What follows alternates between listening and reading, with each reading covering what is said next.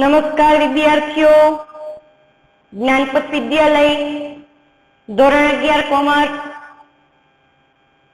વિષય એસપીએનસીસી, વિભાગ 1 માં આપણે 4 પ્રકરણનું પુનરાવર્તન કરેલું. પહેલું, માહિતી સંચારનો અર્થ અને તેની પદ્ધતિ. બીજું, વાણિજ્યિક પત્રવ્યવહારની અસરકારક શૈલી અને પ્રકાર. ત્રીજું, વાણિજ્યિક પત્રનું બાહ્ય સ્વરૂપ. અને ચોથું પ્રકરણ, વાણિજ્યિક પત્ર વ્યવહારનું સ્વરૂપ, કાયમી ભાગ અને પ્રસંગી ભાગ. બીજા વિભાગ, આગળના પહેલા વિભાગમાંથી 4 પ્રકરણનું પુનરાવર્તિત કરેલું છે. ત્યારે બીજા વિભાગમાં પ્રકરણ 1, સેક્રેટરીનો અર્થ અને તેના પ્રકાર 6, એનો અભ્યાસ કર્યો. પછીના લેક્ચરમાં આપણે વિભાગ બીજો, પ્રકરણ બીજું, કંપની સેક્રેટરી, સેક્રેટરીના 6 પ્રકારમાં ત્રીજો પ્રકાર કંપની સેક્રેટરી, કે જેના બીજા 2 પ્રકાર છે. કયા 2 પ્રકાર છે? સામાન્ય સેક્રેટરી અને વહીવટી સેક્રેટરી. હવે સામાન્ય સેક્રેટરીનું કાર્ય શું અને વહીવટી સેક્રેટરીનું કાર્ય શું, એ આપણે પેલા પ્રકરણમાં એના કાર્યો ભણી ગયા છે.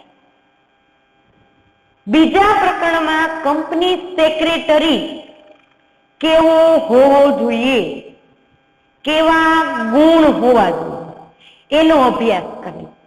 સેક્રેટરી તરીકે કેવી લાયકાત ધરાવતો હોવો જોઈએ, એનો પણ અભ્યાસ આપણે કરેલો. સેક્રેટરી કેવી સત્તાઓ ધરાવે છે અને સેક્રેટરી તેના હોદ્દાનો અંત કેવી રીતે લાવે છે અથવા લાવી શકે છે, અથવા તેમનું પદ, તેમનું સ્થાન ગુમાવે છે. ત્યારે આજે બોર્ડમાં તમને લખેલું દેખાતું હશે કે વિભાગ બીજો, પ્રકરણ 3, કંપનીની સ્થાપના વિધિ, એકમ સ્થાપિત કરવું. આ પાઠ આપણે વિસ્તૃતે કોર્સમાં ચાલી ગયો છે, પણ હાલ પરીક્ષાની દ્રષ્ટિએ તેમજ અભ્યાસમાં આપણી સમજૂતીની દ્રષ્ટિએ કંપની સ્થાપના કેમ કરવી એનું જ્ઞાન હોવું જોઈએ. વાણિજ્ય એટલે વેપાર, વેપારને વિષય, ખરીદ અને વેચાણને લગતી વ્યવસ્થા ના સ્વરૂપમાં, વિશાળ અર્થમાં વેપાર ખૂબ અનુકૂળ વ્યવસ્થા. અને કંપની કેવું વ્યક્તિત્વ છે? તો કે લોકો દ્વારા સર્જિત કૃત્રિમ વ્યક્તિત્વ પ્રાપ્ત થયું છે. અને એકલો વ્યક્તિ ધંધો ચલાવી નથી શકતો, એટલે બીજા વ્યક્તિની જરૂર પડે. એટલે વ્યક્તિગત માલિકીની મર્યાદાએ ભાગીદારીને ઉદ્ભવ માટે સહાયતા આપી. અને 2 વ્યક્તિથી પણ ધંધો શક્ય ન બન્યો, ત્યારે 2 કે તેથી વધુ વ્યક્તિઓ ભેગા મળી અને ધંધો શરૂ કરે, ત્યારે સંયુક્ત સાહસને અમલવારી કરી. ત્યારે વિશાળ અર્થમાં કંપની એકમ ઊભું કરવું. એકમ માત્ર વિચાર આવ્યો કે ભાઈ હું એકમ સ્થાપવું, જમીન છે, જમીન ઉપર બાંધકામ કર્યું, મશીન યંત્ર લાવવા, કેમ ચલાવવું, પણ ધારા ધોરણ મુજબ મંજૂરી સાથે એકમ ચલાવવા માટે તેની વિધિમાંથી પસાર થવું પડે. એટલે સંચાલકમાં એક આ પણ કાર્ય છે. આપણે BA ભણી છીએ વાણિજ્ય વ્યવસ્થા અને સંચાલન, એમાં ધંધો, રોજગાર અને નોકરી શબ્દ આવી ગયો. ધંધો કયા હેતુથી? તો કે નફાના હેતુથી. રોજગારી એટલે શું? તો કે આવકના માધ્યમથી જે દરરોજ કમાઈ અને કામગીરી મેળવી. ને નોકરી એટલે શું? અમુક શરતોને આધીન જે ફિલ્ડમાં જોડાયેલા છો ત્યાં વર્ક કરવાનું. આ શબ્દથી તમે પરિચિત થઈ ગયા છો. ત્યારે કંપની સ્વરૂપની સ્થાપના, કંપની એટલે શું?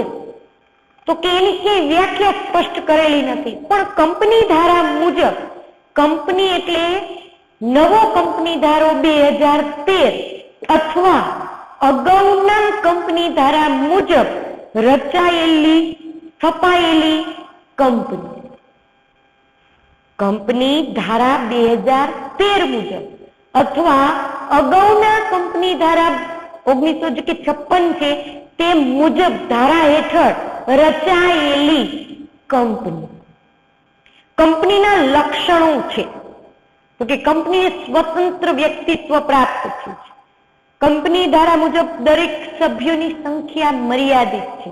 તો બ્રિટિશ કોમન લો મુજબ કંપનીને પણ કેવું વ્યક્તિત્વ નામ આપેલું છે? તો કાયદા દ્વારા કૃત્રિમ વ્યક્તિત્વ કે જેમાં સભ્યો બદલાય, એકમના સભ્યો બદલાય, એકમમાંથી સભ્ય નિવૃત્ત થાય, એકમમાંથી સભ્યો પોતાનું પદ છોડીને જતા રહે પણ એકમ એને કોઈ જ અસર થતી નથી, તેને કંપની કહેવાય.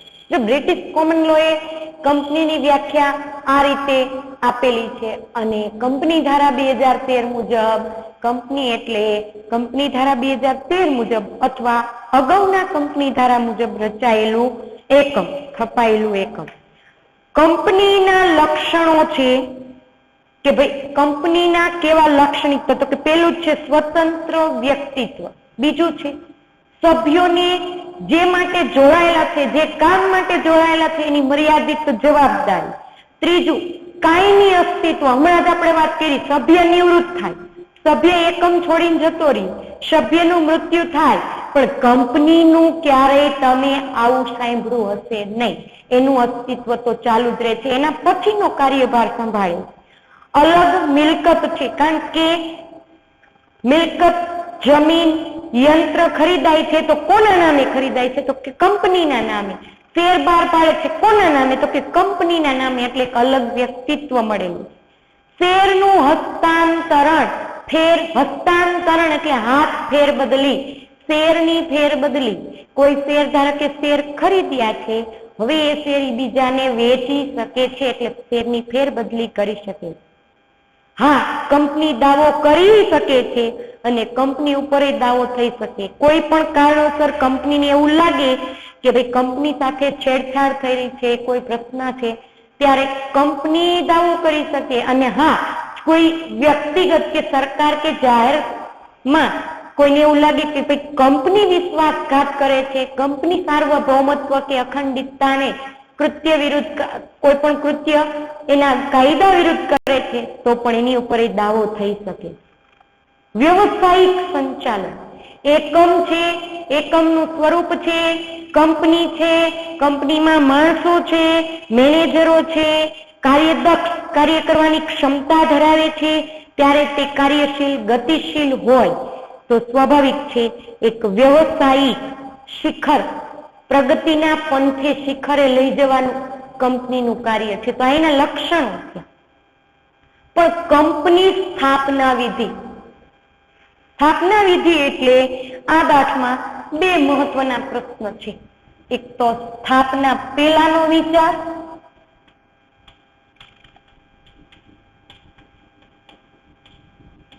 અથવા તબક્કો કે વિધિ, અને બીજો મુદ્દો છે નોંધણીનું પ્રમાણપત્ર મેળવવાની છે. હવે કંપનીને નોંધણીનું પ્રમાણપત્ર મેળવી અને ધંધો શરૂ કરશે.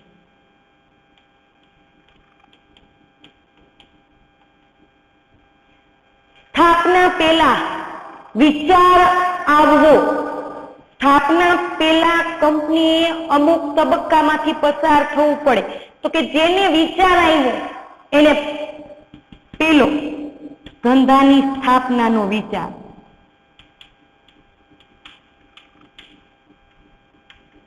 બીજું આ વિચાર વિશે શું કરવી પડે? પ્રાથમિક તપાસ. આ વિચારમાં સાથેની શું કરવી પડશે? વિગતવાર ગહન તપાસ. કે આપણે જે ધંધો લઈને બેઠા છે એ ધંધા માટે શું જોશે? સાધનોની વ્યવસ્થા. અને આ બધું ક્યારે થઈ શકે? તો કે નાણાંની વ્યવસ્થા હોય ત્યાં. પહેલો મુદ્દો છે, એના 5 મુદ્દા છે. ધંધાની સ્થાપનાનો વિચાર, બીજું પ્રાથમિક તપાસ, ત્રીજું વિગતવાર તપાસ, ચોથું સાધનોની વ્યવસ્થા અને પાંચમું નાણાંની વ્યવસ્થા. હા, આ બધી બાબત સાચી કે કંપની સ્વરૂપમાં ધંધાની સ્થાપના અંગે કોઈ એક વ્યક્તિને એનો વિચાર તો હોવો જોઈએ ને, એનો ખ્યાલનો ઉદ્ભવ તો હોવો જોઈએ ને.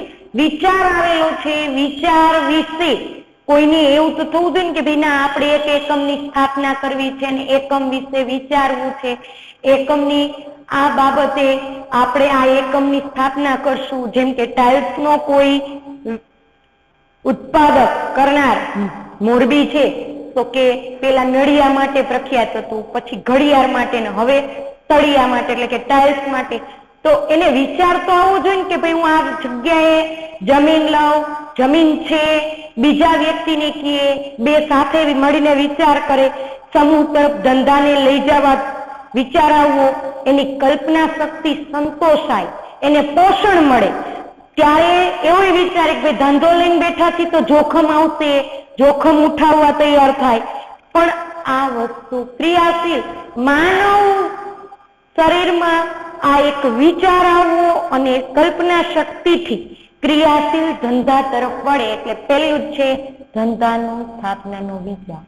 બીજું છે, જે વિચાર આવ્યો એ વિચાર વિશે શું કરવું પડશે, તો કે નિષ્ણાંતો પાસે એની વૈચારિક તપાસ કરવી પડે. ભાઈ આ ધંધા માટે કેટલું આવશ્યકતા છે, કેટલું ફાયદામાં છે, કે બાબતે નિર્ણય લીધો છે તેમાં પરિણામ કેવું મળશે, એમાં કેવા ખર્ચો આવશે, કેવા જોખમ આવશે, કઈ પરિસ્થિતિનું નિર્માણ થશે, બધું જ વિચાર કરવું પડે. પેલા પ્રાથમિક વિચાર, પ્રાથમિક તપાસમાં જે વિચાર આવ્યો એની વિગતવાર વિચાર કરવો પડે. આ બાબતે ધંધો લઈને બેઠા છીએ તો સરકાર કેવા નિર્ણય આપશે, સરકારની નીતિ શું છે, કેટલું નિયંત્રણ છે, કાચો માલ ક્યાંથી મળી રહેશે. હવે ટાઇલ્સ બનાવવાનો વિચાર તો કર્યો, તો કાચું મટીરિયલ ક્યાંથી મેળવશું, સરકાર એના માટે પરમિશન આપશે કે ભાઈ આટલા યંત્રો ચલાવવાના છે, આટલી કામગીરી કરવાની છે, એમાં આટલા કેમિકલ કે ટેકનોલોજી કે સાધનનો ઉપયોગ પણ થશે, એની સહાયક સેવાઓ કેટલી મળે છે, લોનનું કેટલું કામકાજ થઈ શકે છે, વગેરે બજારમાં જે વસ્તુની ઉપલબ્ધિ છે તેની માંગ શું છે, એનો પુરવઠો મળી શકે છે કે કેમ, એની ગહન ચર્ચા કરી. એટલે ધંધાની સ્થાપનાનો માનવ સહજ કલ્પના શક્તિથી વિચાર આવવો, આ વિચાર વિશે પ્રાથમિક તપાસ નિષ્ણાંતો પાસે જાણવી, જે પણ વિચાર ધંધાને લઈને કરો છો એની વિગતવાર તપાસ કરવી. વિગતવાર તપાસ કર્યા પછી એની જે કાચો માલ, મટીરિયલ, યંત્ર, મશીન, સામાન, પ્રોજેક્ટમાં આગળ વધવા માટે જમીન, આ બધાની વ્યવસ્થા હોવી જોઈએ. એટલે સાધનોની વ્યવસ્થા. અને આ બધું ક્યારે શક્ય બની શકે, તો કે નાણું હોય તો, કે જે મિલકત, જે વસ્તુની ખરીદી કરવા માટે સ્થાપના અંગે જરૂરી સૂચનો આવશ્યક છે એ નાણાંને લગતી વિચારણા કરવામાં આવે છે અને એ પ્રવૃત્તિ હાથમાં ધરાય છે. તો પહેલા પ્રશ્નમાં 5 મુદ્દા, પછી છે બીજું નોંધણીનું પ્રમાણપત્ર મેળવવામાં પહેલું જ છે આવેદન પત્ર, બીજું છે નિયમન પત્ર. આવેદન પત્ર તૈયાર કરવું, બીજું નિયમન પત્ર તૈયાર કરવું, ત્રીજું એકમનું સંચાલન કરવા કોણ જોશે, તો કે સંચાલકોની યાદી કરવી, કેટલા સંચાલકો રહેશે. ત્યાર પછી ચોથું છે કે જેટલા સંચાલકોના નામ છે એ સંચાલકોની લેખિત સંમતિ અને સોગંદનામું. શું હોવી જોઈએ? લેખિત સંમતિ હોવી જોઈએ, સાથે સોગંદનામું જોઈએ. એ બધી વાત સાચી, પણ એ બાબતે શું હોવું જોઈએ કે નિવેદન. અને છેલ્લે ટોપિક છે કે અન્ય કંપનીમાં હિત અંગેની જાહેરાત.